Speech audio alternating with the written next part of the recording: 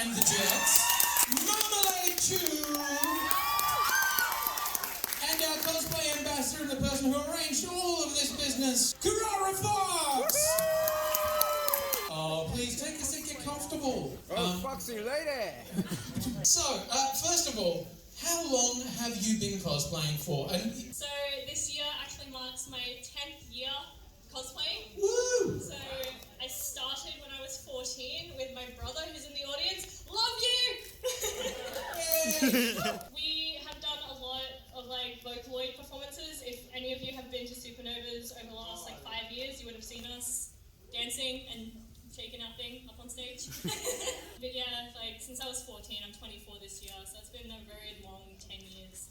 And honestly, I've loved every second of it, apart from being isolated from everyone for the past 2 years, so I'm so happy to be back. It's good to be back, isn't it? So I started cosplaying, my first one was in 2014, but I think I really started taking it seriously in 2016, and then things just went off the rails from that point. It really became an obsession. Okay, what was your very first cosplay? It was from Tsubasa Reservoir Chronicles, which is a spin-off of Cardcaptor Sakura, and it was Sakura from, and my grandma helped me make it. Aww, that's cute, that's super cute. Benny and the Jets, how long have you been cosplaying? I've been cosplaying for now about between, it's either 10 or 15 years. Honestly, I can't remember in my old age. And what was your first cosplay? Some Halo Reach armor. And I had no idea what I was doing, in all honesty, and it fell apart. Carrara, what was your first cosplay? Fun little fact, I have a cat named Sebastian. For those of you who have been in the cosplay community a long time, I think you can guess who it was. Yeah, my Sebastian Michaelis from Black Butler is not great. A toddler in a wig. That's all I can describe it as. It was absolutely terrible. It was bought off of eBay and I didn't style the wig. I had no idea about makeup and any of that. I just took it out of the bag and put it on my head. And I'm like, I look like Sebastian. No, never. It was, So we feel like we've learnt a lot since our first ever cosplays. Yours fell apart, Benny. Yours came straight out of the bag. And yours was helped made by your grandmother. Things you've learnt the most in the time you've been doing it. I mean, obviously sewing, I've learned how to sew stuff pretty well just because of cosplay. It really just made me fall in love with sewing. Yeah, I love my sewing machine. Me, probably take pride in what you're wearing. Even if it comes out of a bag, if you put a little bit of pride into it, everything can look good. I'll be honest with you guys, this came out of a bag. It's just been very heavily modified, so I'm so proud of it. Everything's hand painted and I just love it. Even if you buy it, rock it. I came out of a bag too. I mean, technically true, but also gross. Someone connected it. Answer the question, for God's sake. Gonna build up. But honestly, what I learned is really paying attention to what you use to attach your phone with and where your movement points are. Like I said, the costume fell apart, right? I didn't make any point for my shoulder to move, so it was like a cornflakes ball. Big square. I looked in the mirror and I was like, bro. 5 minutes after it fell apart, I was like, bro. Benny, what kind of a cosplayer do you consider yourself to be? Fully hardcore. Fully hardcore? No, I'm seriously, I'm the most casual cosplayer ever. Honestly, I literally just do it for fun. If my costume looks bad, I don't care. I just here to have fun, see people, meet new people. I would wear a plastic bag and be like, yeah, I look awesome. You want an Akacon too, yeah? Yes! Damn skippy we do. What kind of cosplayer are you, other than cute as a button? I wouldn't say I'm cute. Out of this, I'm a very, very much a gremlin. I'm like Trash Goblin, I'm the trash man.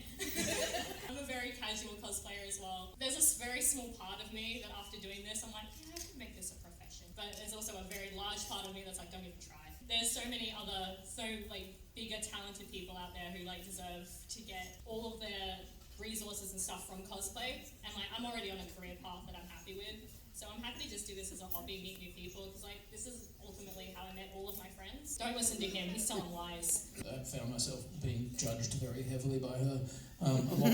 I felt really... See? You're just talking over the top of me and you're judging me. Marmalade, tell me, what kind of cosplayer are you? It's a hard one to answer. In high school, I was dreaming about becoming a professional cosplayer because I saw people getting to travel to conventions all around the world and I was like, I want to do that. So I'm trying. So you're aiming to do the pro kind of Yeah. cosplay scene. For sure. A bit of the highly competitions have died out recently, but like I'd love to be there and try my best every time. What does it take? What is it that raises up somebody to the area of being a pro Pro cosplayer? cosplayer, I'd say that you're like earning an income off your costumes to sort of feed the cycle and creating more costumes. Obviously, makes it a lot easier if you're a guest at a convention and if they fly you in, which is very lucky if that ever happens. Like, a really high level of social media as well is really important these days. It's an opportunity to feel like you are something more than you are. See? Look, see? But for other people, it's time to muck around and be a trash goblin. What does cosplay mean to you? You would not believe this looking at me up on the stage today, but a few years ago I was so antisocial. Like, I wouldn't talk to anybody because I was just so scared of people. Like, cosplay to me has brought me out of my shell so much that I'm now able to stand here before all of you and go, when I say hoot out, you say hoot out, hoot out, hoot out, hoot out, hoot out. See, this is what I mean. When you get the confidence to do that, like, it just changes your whole life. Old me is quaking looking at new me. So what's the question again? Yep. Obviously, as you can tell, I talk a lot. I can't help it. It's just what I am. And like when I found that there was other people out there who liked the same stuff as me, I literally just wanted to go out and just meet more people. And then I saw obviously people wearing cool stuff, and I'm like, I like that. I'm gonna wear that. Like for me, like it's obviously like it's just friendships. Like since I've started cosplay, I've made thousands of friends all over like Australia. I've met people who have come from America, and I've met them, and it's so good. Kind of unifies the world in like some weird kind of beautiful way. We are in cosplay. We can't sit down because our legs don't bend and they don't turn that way. And you can't lift your arms above your head. There's a friend I know, but I can't wave to him because my arms don't go that far. Turns out it's not my friend.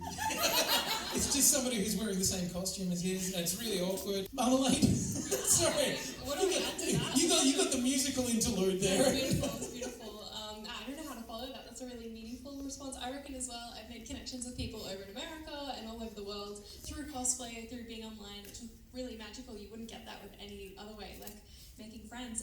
But also the craftsmanship, being able to put your like concentration into something, into a project is actually really meaningful, and then being able to look at it and go, wow, I did that. I made that. It's a really good feeling. I'm sure any of you guys who've made your own cosplays feel the same. Yeah? Yeah, hell yeah. It's a really rewarding feeling. And yeah, obviously, friendship is so nice. And confidence. All that. Good stuff. I chose this character because obviously, as you can tell, I'm very tall. And I did notice. yeah. I spent $130 on Genshin. Half my paycheck for the week went to the game, so I hope that the company enjoys my money. Relatable. Worth it? Totally worth it? Yeah. I remember having one roll left. I hit the button. I saw the gold star. Her outline popped up, and I full-on screamed like I was being murdered. My poor father, who was in the audience, hi Dad, came into my room like, oh my god, what happened? And I'm like on the floor crying like, I pulled him down. And he just closed the door slowly and walked back down the hallway. And she has a little ghost boy. This is Jonathan Boo Boo Tao. I made him myself. I love him. I do like that because sometimes it is as simple as, what do I have the fabric for? Not a stash. Sorry, I did the thing where I gave him back the microphone. This is pretty straightforward, this one. betrayed us. In all fairness, I'm so sorry. I'm really lazy, so like I'll make something really, really, really good. You know, like the cosplay comp will come up and I make crunch time, and I'm like, I'll do it next time. It's the next pretty thing. You're like, oh, this is so good. So what about you guys? You've both entered cosplay cons? I have. How So much? has Marmalade. How much preparation goes into that? And when does the preparation start? How far ahead of time? So my very first cosplay competition was with my brother and my best friend, who has since retired from cosplay and moved over to Perth. It was her very last week in Queensland, and it was Gold Coast Supernova 2018. It took us 6 months to make Halloween Miku, Rin and Len, and we performed The Humorous Dream of Mrs. Pumpkin. live on stage in front of everyone. I made the cosplay mistake and bought 3 bags of sequins and hot glue sequins to my outfit. And then I actually met this one for the first time at the con, and she's like, "You know there's trim that does that, right?" And I'm just like, "What?" I spent like 6 hours on one dress. You know what? Keep your sequin trim. I'm doing this my way. In terms of competitions and prep, I've done a few big competitions. So when MNCC was still around, the Madman National Cosplay Championship, which is a really cool event. The winner prize was actually a flight to Japan for like a 7-day holiday. It was really, really cool. Unfortunately, not around anymore. Hopefully we'll see some new competitions of that level pop up soon. But entering that was a wild ride. I think I already had a costume that I'd handmade, and I was like, I feel like this is good enough to enter. So I didn't have any of the stress of Concrunch. No, it was Angelic Angel Katori, all the way back in 2016. It was a while ago. But didn't have to do any prep. But then for the way it works is it's rounds. So at each state they do a round, and then the winner of that round gets flown to Victoria for the finals, where you're expected to make a whole nother costume and skit, which is a lot. So I think I always thought it was really difficult for the people who won the last round. Yeah. Because if you won the first round, you had 6 months. Yeah, exactly. Last round, you got like 4 weeks or something Literally, like that. yeah, real stressful. And were you in the first round, last round? Or? Luckily, I was early on, so I think I had like 7 or 8 months to make it. But I still left it, just deciding what to do because it was such a high-level competition and what skit I was going to do and everything. But yeah, I started prepping probably 3 months out, but it was like my full-time thing at the time. So. And when you say prepping, like, is that going through? Because those kind of competitions what are the sort of things you have to do? So when we're talking about casual cosplayers or cosplay comps and stuff, there's lots of different kind of levels of difficulty. What for something like MNCC? What kind of things are they looking for? They're looking for, so you need to have a handmade costume. You need to have a skit as well, which you need to fully record all your own lines and everything. Nothing can be copyrighted. No music or anything like that. So they do expect you as well to usually make a backdrop or something, some kind of props as well. So people can get pretty excessive with what they make. But it's really, really impressive competition. If you guys enjoy cosplay comps, I recommend looking it up on YouTube. There's still lots of videos of all the awesome craftsmanship that was done. Yeah. I've seen a lot of the MNCC stuff, and some of them are insane. Yeah. And then when you come to like the World Cosplay Summit and stuff like that, you get to this level of stagecraft and everything that is just mind-boggling. Who are your heroes in terms of cosplay? Who are your either inspirations or who you look up? Me personally, I have a few. So I don't know if you guys know Night Cosser. They're a Sydney-based cosplayer. Yeah, I've been following them for ages. They are freaking impressive, everything. I also really like Yingxi. I met her at a convention here. And then lastly, I'd say Analik. Would recommend checking out their content. So for me, I am very biased. I am a massive, massive fan of Reika. When my brother and I went to Kyoto, we actually had the honour of meeting Reika. And I was so starstruck, I just did not speak. And I looked like the biggest weirdo. So I'm just standing there like, hi. Hi. And they're just like, hi? And I'm like, bye. I could not talk to them, and I'm like, this is actually one of my biggest inspirations here in Australia is actually sitting right next to me on my right. Aww. So I have looked up to Maya as a cosplayer for about 2-3 years before I actually met her. And when I first met her, like the first thing that came out of my mouth was, "You like my dress? I made it myself." And that's when she pointed out my terrible sequins. You bullied me into submission. You heard it here first, ladies and gentlemen. The cosplay is blown wide open. Nah, she Bullying, was really, really harassment. Nice. She's just like, Marmalade Chew is a terrible person. this is Put it on the internet now.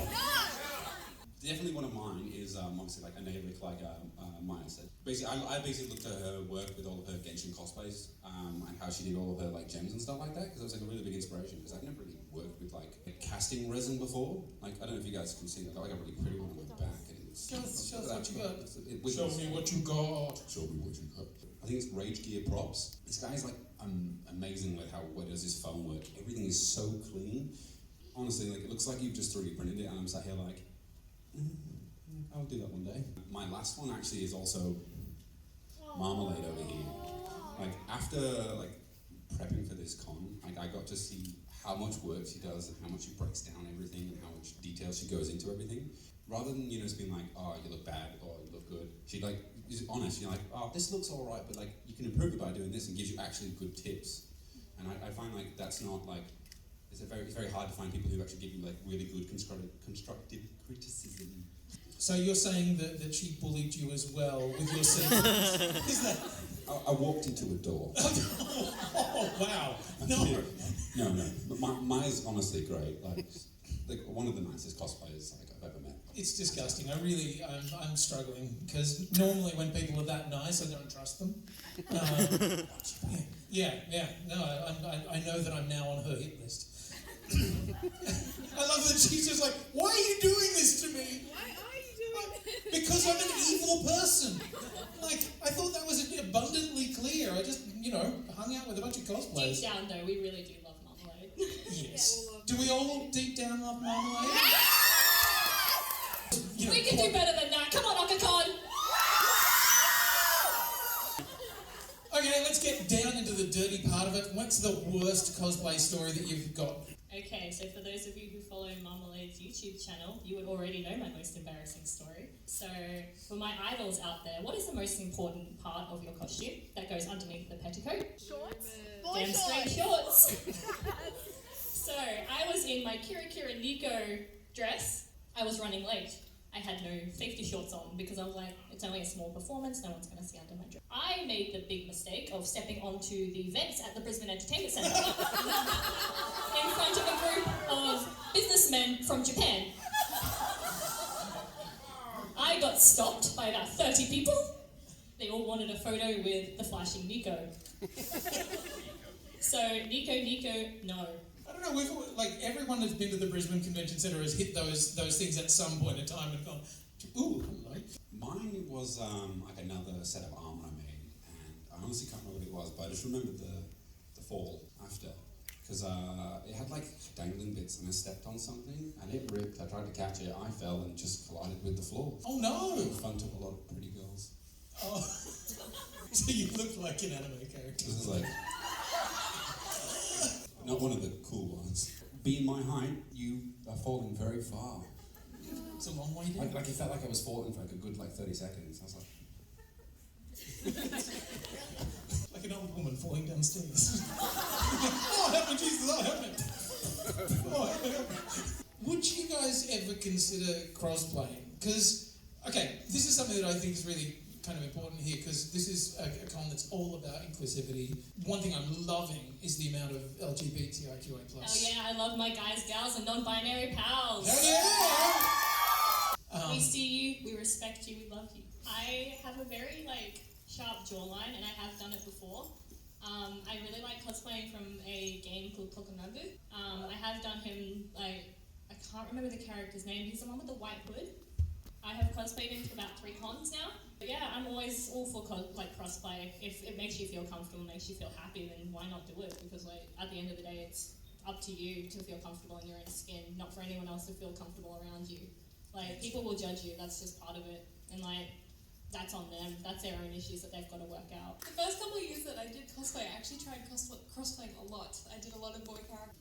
In all honesty, probably not. Once again, I bring it up a lot if you haven't noticed, but I'm really tall. Most of this is actually just my shoulders, and I'm like a big Dorito. You are the Dorito shape. Yeah, 100%. And honestly, I personally don't think I really fit any female characters. Like I stated before, I kind of dress as people I think I look similar to, and I don't really see many female characters that are shaped like a Dorito. Oh, Lady Demetrius. Super tall. Actually, yes. Yes. Step on me. Okay, boy. Yep. It's a thing and it's happening. Yeah, no, we've found out your next costume. It is totally... I think I need to start eating a bit more because obviously I'm not really packing much behind. and she's very. I can keep going through these questions. Do you guys have any questions that you want to ask? Look at you, there's so many of you. Is there anything? Hi, I'm going to sit. Questions fire away. We're happy. What's your name? Hi, I'm Krupa, and I just wanted to ask if you have any favorite animes. My favorite anime is really like abstract, so it's the same as my brother's. It's Blood Blockade Battlefront, or for you guys who like see it, it's like Keikai Sensen. It means a lot. Oh my god! It means a lot to my brother and I, and like everything. We planned on cosplaying it from it a lot, but we've never actually gotten around to it. And like, I really, really, really want to cosplay White. A lot of you already know this. It's Love Live. My actual favourite anime is actually Your Lie in April. If anyone watched that, like I was an absolute mess. Okay, we've got a question on this side. What's your name? My name's Erica. Hi. Hi, I was just wondering, earlier you said you pick your characters based on like, oh, I kind of look like this character, like I'm taller, I have big eyes, or like whatever. Personally, I pick mine based on if I think their costume's cool. I was just wondering, does that factor in for you at all? Like, do you look at a costume and go, that's really cool, or that's too complicated for me, or that's a bit boring, I'd rather do this one, like that's good. 100%. Sometimes I'm sat there, I'm like, I mean, I could just pad that and make myself look like a jacked unit. But then again, so some costumes are like I just have to do it, even if I don't quite suit it. It definitely factors in, especially if you're entering a competition. If you want to choose something that has quite a detailed costume, or like has a combined technique of like foam armoring and sewing, it's a lot more impressive for like judging and stuff. So yeah, it definitely plays into like if you're choosing a costume for a competition, you want to pick something that's going to like cover all your bases, and you're going to love it too. 100%. And I'm like, jump straight on the internet, and I'm just like, how do I make this, or where do I buy it? Because I just want to be that character, because I'm like, they look so cool. I will look nothing like them, but let's go. Okay, we've got a question. What's your name? My name's Ashley. If there's one character from any anime that you could be, who would you want to be? I would be Maka with like the whole scythe, the transforming scythe, and like the transforming cape that it just goes crazy. I have two. My first one would be like any Gundam ever, because I'm just obsessed with giant robots. And my second one technically is an anime because it was made by like in Japanese animation, but there was like an episode of Halo Legends where Master Chief was in it, and I want to just cosplay Master Chief because he's so cool. He's awesome. For my Love Live people out there, I really, really wish I was Nico. Like, I love her design. I have a very like weakness for characters with black hair and red eyes. If you go through my Instagram, I've actually cosplayed a lot of characters with black hair and red eyes. But just her character like building in the anime, and even if you read like the light novel and the manga and stuff like that, and even their diaries, like she puts so much effort into what she wants to do because she just wants to do it. She doesn't care what other people think. She ran the school idol club all on her own for so long, and like just that's what made me love her character so much, because she just loved what she did, and like if I can love what I do every day, then I want to be that character. Okay, we are completely out of time. I've just been told by my lovely stage manager.